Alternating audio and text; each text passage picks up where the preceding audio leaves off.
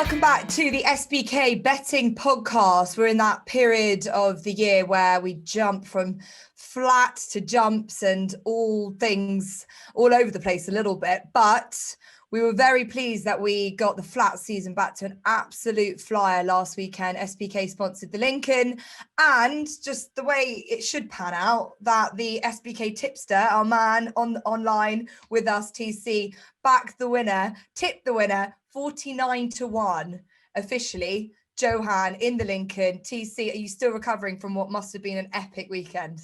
Yeah, I was lucky enough to be on course. It was a phenomenal day. The weather was brilliant as well. My first trip up to Yorkshire, actually, and the weather was fantastic. So it must be a good omen. And yeah, when Chindit won, I thought this is always going to be good. Heading towards Johan and Hortzadar in the Lincoln. And I was a bit surprised, to be fair, that Johan got past Salim, because I thought he had the run of the race. He was a bit keen early, but he was the unexposed 4-year-old. But no, Sylvester de Souza power packed in the drive, got Johan up. I lost my voice for a good 20 minutes after the race. And I think my manager went a bit silent after because I couldn't stop talking. But yeah, it was fantastic, Jess. Oh, brilliant. Well, it's a great way to begin a statement of intent from the SBK podcast as to the rest of the flat season. So we'll be hoping for plenty more of those. So no pressure. James and I, we had Roe Bear was our each way shot, 28-1. Definitely very happy with that. And then obviously we had Ross's each way selection, 14-1 for Al Zarakan in the Magnolia Stakes. I thought that he was quite unlucky actually not to get a bit closer. And James's next best gangway was a good win at 9-2 at Wolverhampton. So we had a lot of fun with the flat last week, but we've got to go back to the jumps as we do at this kind of period of the year. We're looking at a lot of big April festivals. We've got the Grand National meeting coming up next week, but unusually the Scottish National meeting comes before Aintree. Trainers having to pick between this and primarily the Scottish Grand National or the Grand National. Prize money in the Scottish National is 85,000 compared to well more for the Grand National. So I know what I would pick, but we do have a good weekend of action at Ayr, and that's where we're going to prioritise this podcast for this weekend. And we're going to start with the Scottish Champion Hurdle, which different to most champion hurdles, it's a limited handicap, which means that horses are allocated weights for this. Run over 2 miles, as the champion hurdles always are, and West Cork heads the betting at 3-1 off the back of a very solid effort in the county hurdle. Last year's winner Milkwood 7-2, one more for the road is 7-2, Baricello 7-1, Anna Benina 10s and 11-1 bigger the rest. So we've got last year's winner who was on a mark £8 lower last year, only 2 runs since, including a second in the Galway hurdle. He's back over hurdles, and we'll start with TC because you're in fine form, trying to translate that back over to jumps again. Can he do it after quite a light campaign back over hurdles, as I say, but with a much bigger weight than this time last year? Yeah, well, firstly, I think it's sad that we're back over jumps. I was getting into the swing of the flat, looking forward to the summer. But yeah, as you say, back over the jumps. I'm with Milkwood in the Scottish Champion Hurdle. This race doesn't really deserve Champion Hurdle status, does it? I mean, there's only one horse in here that's rated higher than 142. It's a glorified handicap, basically. But Milkwood won this race last year off £8 lower, as you say. I think he's going to manage to record back-to-back successes in the race. Now, we haven't really seen the best of Milkwood since he won the race last year. He finished second in the Galway Hurdle on his next start behind Saldier, which was a phenomenal run. But this year, they were trying to go chasing with him, and it just didn't pan out. He didn't jump very well on a seasonal reappearance, and Connections clearly thought, right, let's just get back to what we know with Milkwood. We know he handles air, we know he likes reasonably quick ground, and we know that he goes well over hurdles. So let's go to the Scottish Champion Hurdle. This has been the target ever since. There should be some pace in here as well, with one more for the road in the field. Baricello too could go forward. That'll suit Milkwood because he's such a strong traveller in his races. He just thrives when the pace partially or fully collapses. I think it will in here, and Milkwood looks to play to me. I think he looked well handicapped last year. I'm just not entirely sure if he still is. He's 7-2. As you say, it's not a vintage Scottish Champion Hurdle by any means. We'll get more into that because I'm looking back through the years. We've had some real standout horses running in this race, and you look through it and you think there probably is something that is quite nicely handicapped. I know one man who's quite happy to have the jumps back as our focus, which is Ross Millar, obviously purring at this opportunity and for the next few weeks to get back to your favourite code. Is there something in here that is possibly well handicapped? I think I agree with what you say. I mean, £8 higher for Milkwood. Anna Bonino's £13 better off for a 4-length defeat. Now, she's been regressive. Milkwood, we just haven't seen him. So tentatively, I came down on Berricello off a mark of 144. You could argue he's well treated, given his defeat of Good Risk at all.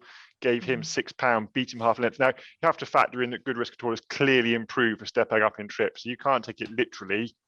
But I like the fact that, unlike some in the field, he's come here a little bit fresher. He didn't go to Cheltenham, so he comes here a little bit fresher.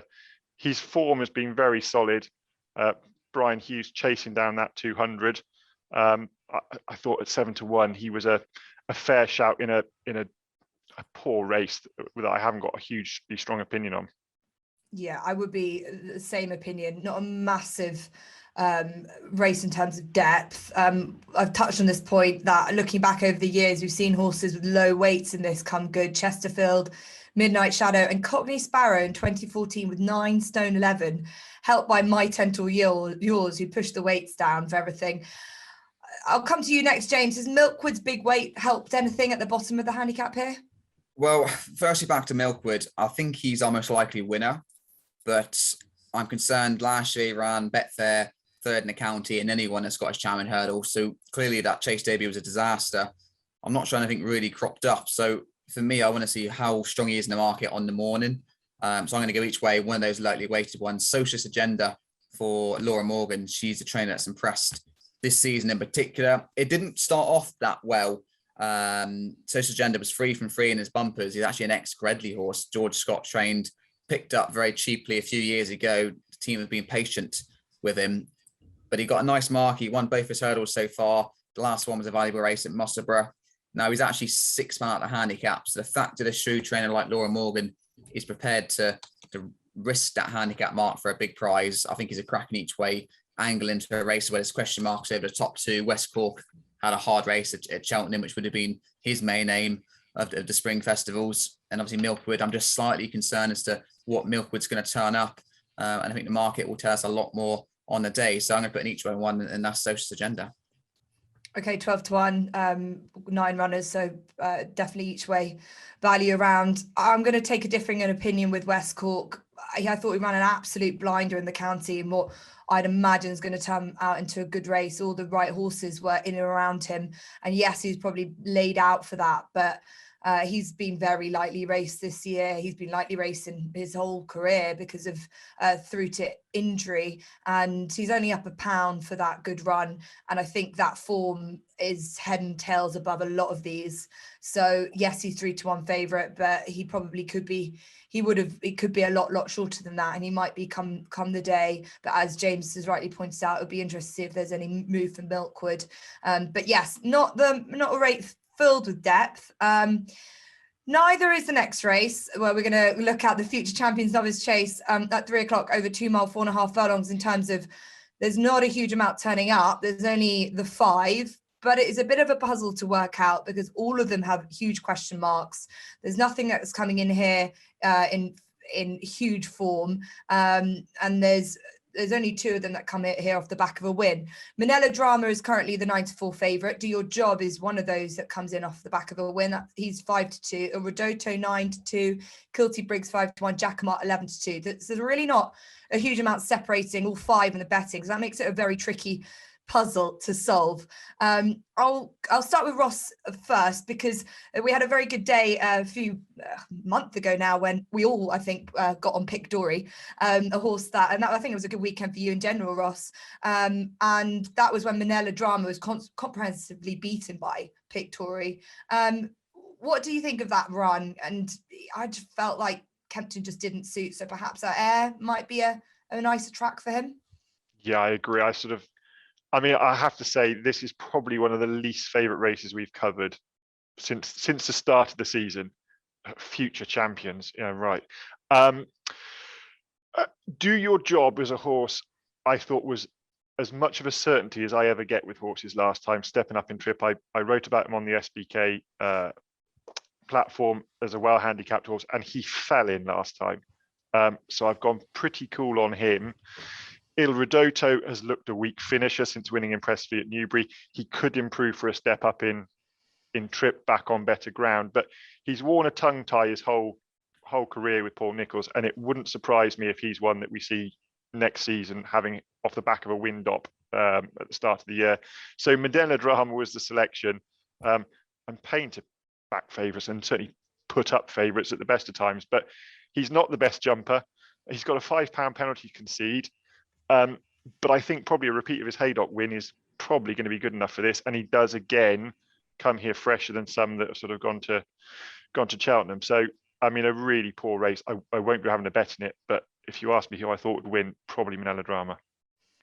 Yeah, I don't mean the name is a bit ironic, really. But it's a race that we're exploring, and we're gonna try and find the winner. Manila Drama, I just think there's a couple of negatives. I think there is that penalty to shoulder is in a race like this not ideal. TC, any major thoughts about this race? I thought Do Your Job should be favourite. Last time it didn't jump very well. As Ross said, he should have won that race, and he did, only narrowly. But he was clearly the best horse in that field. If he jumps better, then I think he'll probably win, and he deserves to be favourite. However, there's no value in that price given his tendency to miss a few fences. I really like Il Rodotto. Now, maybe not for this race. I like him as a future horse, not as a champion. But I thought he shaped so well in the Grand Annual. He was actually my biggest eye catcher of the week in the handicaps. He moved into the race on that day where there was just horrible weather, horrible conditions. The ground was all torn up. You could barely see anything. But he was the horse that scooted around the outside and actually looked like playing a big part in the finish. Now, he weakened from the bottom of the hill up to the finishing line. He didn't stay the 2 miles well after making a huge mid-race move. I think he wasn't ridden very efficiently, to be honest, but that could have been just put down to the conditions. Now, back on better ground, maybe he'll improve for the step up and trip. We don't actually know that the trip will suit. He only ran over 2 mile 3 in France, and he was a bit of a weak finisher there as well. He got past in the closing furlong. But if he does improve for the step up and trip, then I think he's the best handicapped horse in this field. So I'm going to take a plunge on Il Rodotto. Bryony Frost's on board. Harry Cobden's chosen to stay at Newbury for a good pick of rides, I think. So, yeah, look, he's a bit of a puzzle. He's clearly got bags of talent. And does it concern you? Obviously he's a 5-year-old, so he's been getting a lot of age weight allowances, especially in other races. But he's pretty much on level weights with like the likes of Jacquemart and Do Your Job. So he's not getting that advantage here. No, he's not getting a weight advantage, but he is unexposed. He only had 5 starts for Paul Nicholls. We're probably yet to see the best of him as well. And when he won earlier this season, he looked like a real future star. Again, I'll say not champion, but a future star for Nicholls. And look, he's only going to improve as the years go on. Paul Nicholls is still just scraping the top off Il Rodotto. We haven't got to the bottom of him at all. And he may just show like he's a much better horse over this kind of trip. So I think he's the value play in the race. Though, as I say earlier, I wouldn't be surprised if Do Your Job just won. Yeah, I completely agree with that. 5-2 about Do Your Job at the moment. I think his form is the best in the book. He's just bumped into Edwardstone in Third Time Lucky this season, and this is tougher than his last win. But he's a consistent enough and likable horse in this field. What are your thoughts, James? Yeah, the guys have kind of surmised it quite well. I'm going to stick with Do Your Job. At the weights, he's just about best in. The £5 penalty for Manila Drama means he's £3 worse off with Do Your Job if it was a handicap. And Manila Drama's had a hard season. He's kind of had some hard races every single time. So I do think Do Your Job about Edwardstone form and a wayward lad at Kempton reads quite well. Il Rodotto would have been a choice, but 2.5's a question mark, especially on the back of a race at Cheltenham in heavy ground, which wouldn't have suited him, but he finished tired up the hill, so he's going to have to put a fair effort in. It's just 17 days later. So it is a race where you're hard to have strong convictions about, but Do Your Job, I just thought that was a cracking run behind Edwardstone in a wayward lad, and he did at least win last time at Newcastle, set up to 2.5, and without that penalty, I think he's the one to be with. But it's a tricky little contest, that one. Yeah, I agree with you there. I would Do Your Job. I think just the more positives for him, with a lot of horses with several negatives. We'll head straight into the Scottish Grand National, the feature race, which does have a really good feel to it. 4 miles is the trip. Obviously, as I was saying earlier, there's been a bit of a dilemma for trainers choosing either this or the Grand National, which normally this comes after the main feature Grand National. But we've got an unusual situation this year where it's coming ahead of time. According to the betting, and all the hype has been about Christian Williams holding the aces. He's got the 2 market leaders in Kitty's Light at 5-1, and Win My Wings, the winner of the Ida Chase, at 13-2. For Pat Fahey, Stormy Judge is 10-1. He's got 2 runners in this race.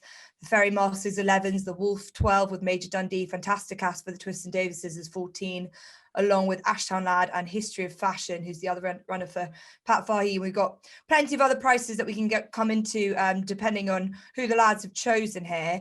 Ross, we'll start with you first. Christian Williams, as I said, Kitty's Light was a very game second in that Coral Trophy. Again, we go back to your weekend of all weekends when you tipped up Win My Wings. Wanted to know your assessment of this mare. You know, she has gone up in the weights, but she's got Rob James on board, which is an interesting jockey booking. He's taking £7 up, so she's only officially up £1 for that success. Do you think that gives her a really good opportunity in a race where she holds a very lively chance according to the betting? Yeah, I mean, I would have given her a sound enough chance if they hadn't acclaimed. She went up £8, and she only won effectively 2 lengths at the end. But I'm sure Ryan Manning would be the first to admit he got there plenty soon enough, and all she did from the back of the second last was idle all the way home. I very rarely have seen a horse move through the closing stages of a handicap chase and get to the front as easily as she did. So I didn't think an £8 rise was unfair.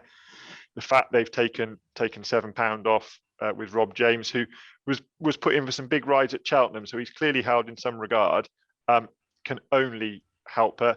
It's good ground. It's a flat track. It's left-handed. There's an awful lot of parallels with Newcastle. I think she's very, very hard to argue against. She's a short enough price for a big handicap chase at sort of 13-2, but I certainly like her a lot. I would give Cool Mix a chance. Alan Doyle's done very well for his £7 claim, £5 lower than when 5th last year. Hill 16, you've got to feel sorry for them. He got a £9 rise for finishing from behind Nutswell last time. If they'd have given him 10 or 11, he might have actually got into the Grand National. They probably would have preferred that. They've given him £9 and have probably knocked any chance he's got of winning this. One More Flurry was one that I found interesting, was a really impressive winner on this card last year, has been regressive, having gone up £10, is now back down 6. If a return to this track brings back some improvement, he'd be interesting. But the one I've liked, along with Win My Wings, but at a much bigger price, is Streets of Doyen. This is much easier than races he's been contesting. He was a good third in the Albert Bartlett last year, which shows he's got a touch of class and plenty of stamina. If he can get into a rhythm with his jumping, and that is a bit of an if because he has looked less than fluent at times, but I don't have him marked as a bad jumper. Slightly slower pace, bit more of a trip. 40-1 off a mark of 138 seemed a big price to me. So Win My Wings for win purposes, and I probably have a little bit each way on Streets of Doyen for John McConnell. Yeah, 40-1 for Streets of Doyen, who's clearly highly regarded, as you say, looking at the races they campaigned him over. Just the trips have been very varied. So they're giving this a go after trying plenty of different routes. So is it that they haven't quite worked it out, or they think he's very versatile? I honestly couldn't tell you. You look at his program and you just couldn't figure out what they think he is, because I think they must be the only people that thought he had any right to run in the Brown Advisory at Cheltenham. I mean, it must have just been a run for a day out, but why he wouldn't have run in a Ultima or Kim Muir or something where he'd have had a feasible chance. So I would have had him marked as wanting to go up in trip, having watched him over hurdles. But he did run a decent race over, I think it was 2 mile 3. So I quite like the fact he's got a bit of pace to perhaps hold a position. I'm sure he'll stay, or I'm fairly sure he'll stay. 138 just didn't seem a particularly high mark for a horse that clearly has got a touch of quality. Yeah, and Kieran Buckley takes £5 off this horse. And there are quite a few jockeys in here taking a few pounds off backs of horses. Win My Wings, as I said, being one of them. Rob James, a big name in Ireland on the point-to-point circuit, a big association with Gordon Elliott as well. So that is a very interesting jockey booking. James, Kitty's Light is the other, as we say, Christian Williams runner who he's been a real marvel, really, considering his breeding. You think of a Nathaniel, he's a smallish horse as well. I was just quite concerned in a race like this, a bit like what happened in the Ladbrokes Trophy, where he just couldn't keep up with them all and he just never got involved at all. But you look back through the years and he's just been so versatile different racetracks, and he stays on so well, and he's such an admirable sort, but he's short enough, or is he a horse that you think can bounce on from that good second in the Coral Trophy? I think he's got a cracking chance. Mostly if it's the first time real in excess of 3 miles, apart from the Ladbroke, which is quite a classy affair, and they went off hard early, and he just didn't seem himself on that occasion. So I'll forgive him that. But the fact is, then the Bet 365 at Sandown at the back end of last year, he should have been the winner, shouldn't he? Potterman got awarded the race. He was the one that got badly interfered with by Enrillo, and that was the 3-5 where he set on so strongly up the hill. Jack Tudor can't claim the 3 anymore. He's just ridden out of his claim. That is my only negative. But I think Kempton's too sharp for him. He's run there the last 3 times. 2 of them have been good runs, and obviously he set on strongly to be beat by stablemate Captain Maud last time out. Brian Hughes rode on that occasion. Jack gets on board again tomorrow.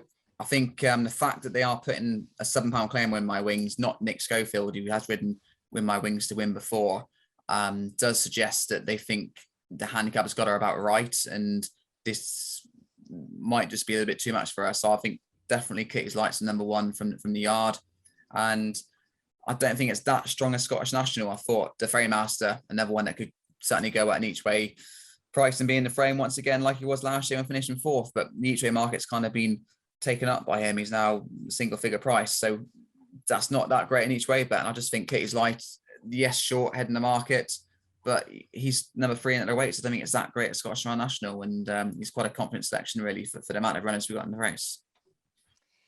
He's always a horse that runs his race. I was just concerned. I was just concerned about that Ladbroke Trophy run. I remember reading the comments from Christian Williams saying that sometimes the size of him, and he can get a little bit lost in those bigger fields, although he didn't show that at Kempton last time, so it's difficult to sort of read him. I just think he is short, albeit I've loved his attitude in big field handicaps when things have gone right. So confidence behind both of Christian Williams' selections from Ross and from James. TC, how have you assessed this race and worked it out?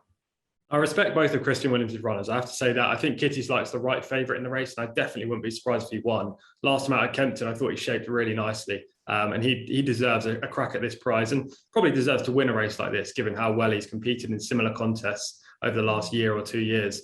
However, I want a bit of juice in the prize for a Scottish National. I think that's maybe just a national thing. I always look for something to beat the favourites, and I'm going to be waving that Irish flag. If only I had one, I'd be like, waved it like here this. We go again. No, but they dominated the Midlands National, right? And I see this as a similar kind of race. In fact, it's probably weaker. And the fact that Pat Fahey's entered 2 runners suggests that they've both been lined up for this for a long time ago. Now, his number 1 string is undoubtedly Stormy Judge, who beat 2 very talented performers last year when he ran at Navan. He beat a horse called Enjoy Dalen, who is subsequently been bought by JP McManus and will run in the Grand National. And he also beat a horse called Schoolboy Hours, who's also owned by JP McManus and won a 28-runner Leopardstown Handicap subsequently. So the form has worked out really well. This year, he had a pipe opener over hurdles, which was clearly a prep run to get rid of the rust. Last time out, I thought he shaped nicely, made a big mid-race move, very much like Il Rodotto, actually. A mid-race move and then seemed to weaken.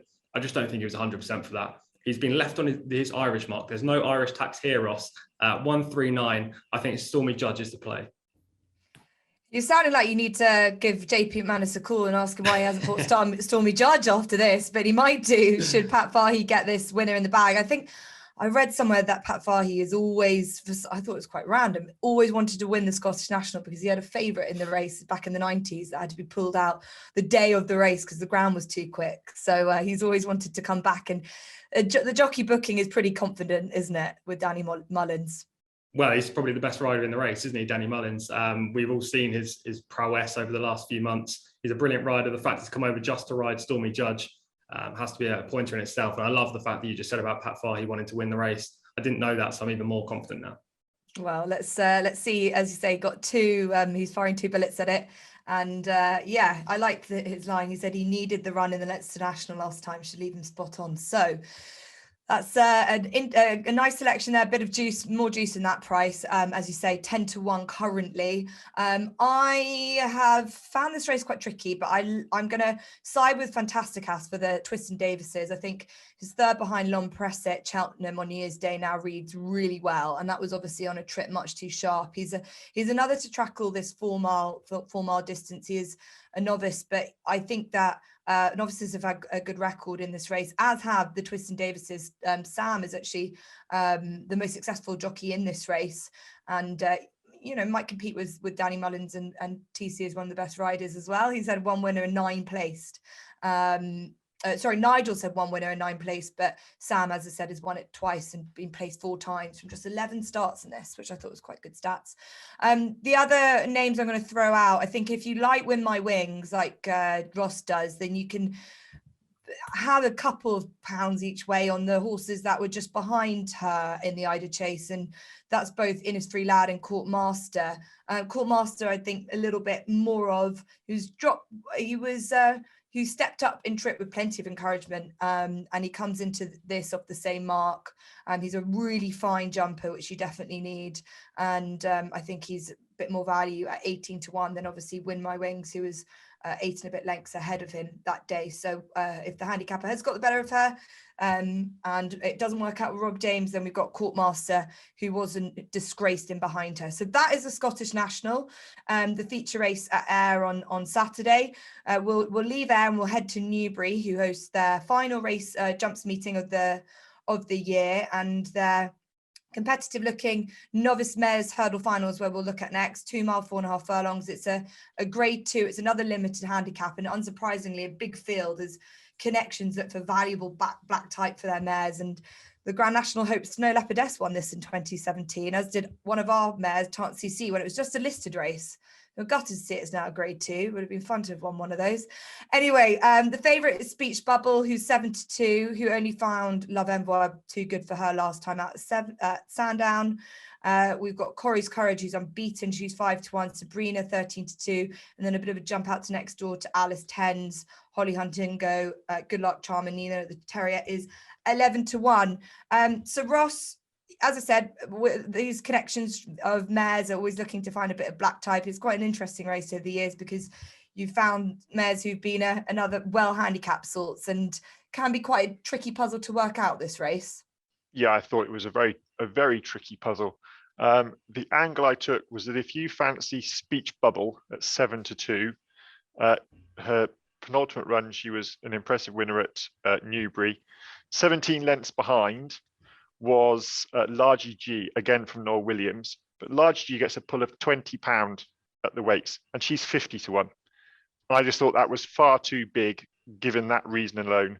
Then when you look at her form, it's not all that bad. Her first hurdle start, she was beaten just a neck by Tequila Blaze, who's now 120.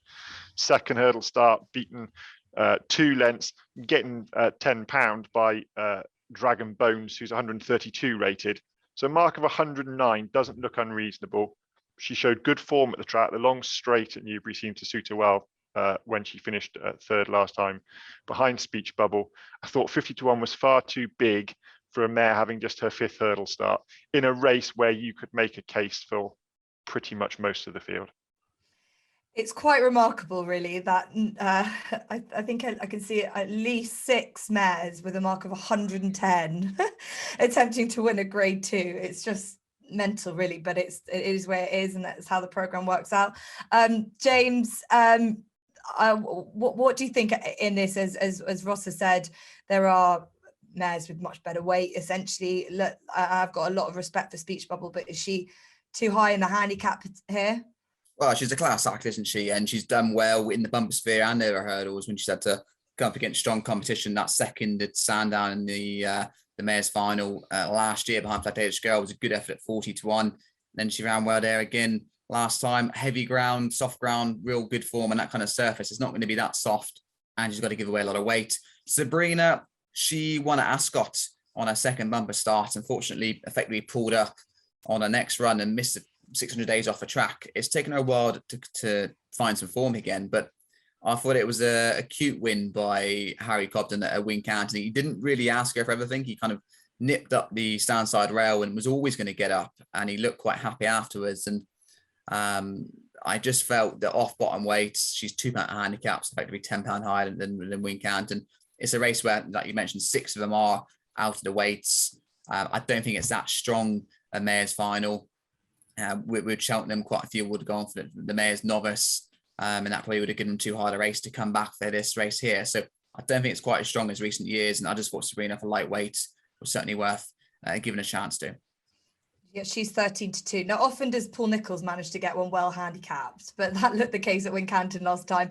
And I was lucky enough to be at Paul Nicholls' yesterday, and I asked Clifford, his assistant, about Sabrina because I was very keen on her myself, and he said she's definitely still well handicapped.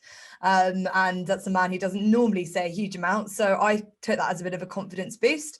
So I'm with you there, James, as well. I do like Sabrina. I think she's clearly had her issues as well. She's had over a year off the track, and she's just slowly just getting there, but she's definitely talented. And if she, I imagine, as they said to me, she's much better than that mark. So that gives a bit of a confidence behind her.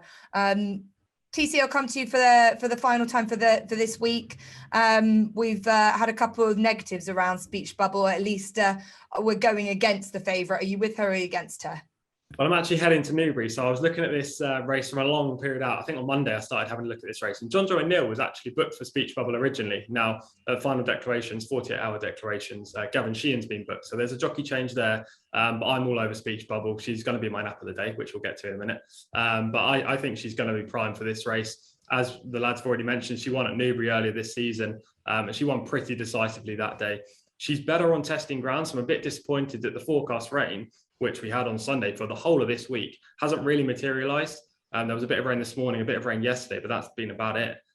So maybe the ground's probably gone against her, but at the same time, she's the class of this race.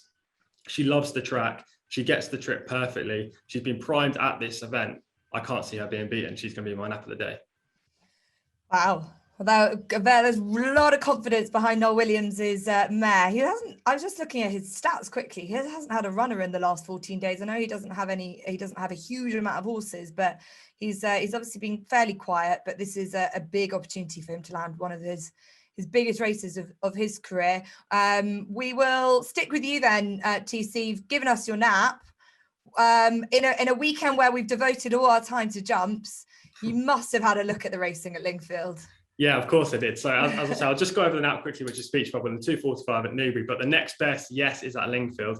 And we're going to get a short price. So this is one for accumulators for multiple bets. Unfortunately, the race has cut up since I looked at it, where there was a couple of interesting rivals against the selection, which is El Sal's in the 230 at Lingfield. Rafe Beckett did have a horse in here that run once and finished second on debut. And I thought the fact that she was in this field would mean that El Sal's would go off a nice price, but that's not going to be the case. He's probably going to be 4 to 5, 4 to 6, but the last time I guessed the price, I was very wrong. So maybe this time, hopefully we might get a bit of odds against, but he was part of the Shadwell dispersal sale, cost 175,000 guineas, and he was picked up by Kevin Philippart de Foy, who's just done incredibly well with his string so far. The flag bearer has been a horse called Al Rabe, who won earlier this week. Also a horse that was picked up from the Shadwell dispersal sale. Now, this horse, El Sal's, ran on debut for Richard Hannon, finished third in a York Maiden, stayed on powerfully under Hands and Hills Drive, clearly capable of much better than that. I think he'll probably develop into a leading handicapper for Kevin Philippart de Foy this year. This should be a certainty if he runs to that form. Now, he's going to be a short price, as I say, but he's definitely worth including in your multiple bets. Yeah, really interesting profile. I think they only just kept the fillies, didn't they? So this is one of them that went for a hell of a lot of money. Really interesting pickup there. So that is TC's given us his nap and his next best for Saturday. Ross, will come up to you next. So the 150 Airs, where I go for my nap, Nicky Henson trained Dusart. I thought he took a massive step forward at Cheltenham in the Brown Advisory, jumped much better for going left-handed, travelled very well, and then perhaps didn't get home in the sort of soft ground we had for that contest. Going the correct way around, a mark of 147. He's better than that, and he's better than these. I think he'll take a bit of beating, provided the fairly short turnaround from Cheltenham hasn't left its mark. And then my next best to Chepstow, the 142, the Tim Vaughan trained Clemencia. been desperate to see this horse stepped up in trip from 2.5 miles. He'd struggled to get a grip over fences to start with, had got there, and then they upped him in trip to an extended 3-mile, 1 furlong at Hereford, and the ground turned very soft, and he simply didn't get home. 3 miles on good ground round Chepstow. I think he's looking good for that, down to a very reasonable mark, and I'd be disappointed if he didn't go close. Okay, so interesting selections from Ross there to back up TCs. We'll go up to James next. Yeah, I'm sticking with there as well. The opening contest to 115, Sebastopol. Bit of a frustrating character, but like a lot of Tom Lacey's, absolutely flying. He's come back from a break fresh and well. Had a canter round at Kempton the other day, but the form got a nice boost actually on Sunday when Golden Boy Gray, the runner-up, he was comprehensively beaten, won a nice prize at Ascot on Sunday. So he's off £8 higher mark. I still think he's well treated, and he's a pretty progressive chaser in that opening 2-mile contest. Sebastopol, it's the nap. And next best is Kitty's Light. I think it's not a particularly strong Scottish national this time around. I think Kempton's been too sharp for him on his last 3 starts. He ran a cracker to finish second last time out. Christian Williams has got a knack of landing these big handicaps. And I know he's got the second favourite, but with Jack Tudor on Kitty's Light, I think that's the clear number 1. Jack actually opposed him last time. He's back on board on this occasion, and I think he'll be winning the Scottish Grand National. Okay, so just a quick one with those naps from Ross and James. Sebastopol is 5-2, and Dusart is 3-1 as we speak. So nap selections all in from James, Ross, and T. About odds on 5-1 on. Yeah. And I don't know how short mine will be, but after getting the reaction from some of the background staff of this podcast, Contarelli Chapel could be pretty short for the 1,000 guineas trial at Leopardstown at 3:10 on Saturdays. Philia was so excited about when she won first time out for Aidan O'Brien. She had a chip removed from her knee, so that's kept her off the track. She was disappointing on her second run, but she had come into season, so that was the reasoning for that. She's a half sister to Fancy Blue, who I was a really big fan of. So she's bred to stay. It's a weekend of Guineas trials at Leopardstown on Saturday. So 2,000 Guineas trial as well, where we saw Poetic Flare win last year. So it's definitely worth following on Saturday to get all the flat fans amongst us. So that's where my nap is for Saturday, and my next best is Sabrina, Paul Nicholls' best handicapped horse he has in training. So we'll look forward to that as well. And this sets us up nicely, the Scottish National, to the to Aintree and the Grand National that we're going to have this time next week. So we've got Aintree previews coming, and there'll be 2 special episodes ahead of what's going to be a cracking weekend, 3 days of action at Aintree. So keep an eye on those. They'll be upcoming next week, and hopefully we've given you a little bit to look forward to ahead of that. Don't forget the SBK offer. New customers can get £30 in free bets by depositing £10. That will help you for this weekend. T's and C's always apply, but hopefully we found a few winning selections for you here. Thank you as always to James, to Ross, to TC. Remember to like, subscribe, and we'll be back, as I said, with some very exciting Aintree previews next week. So bye for now.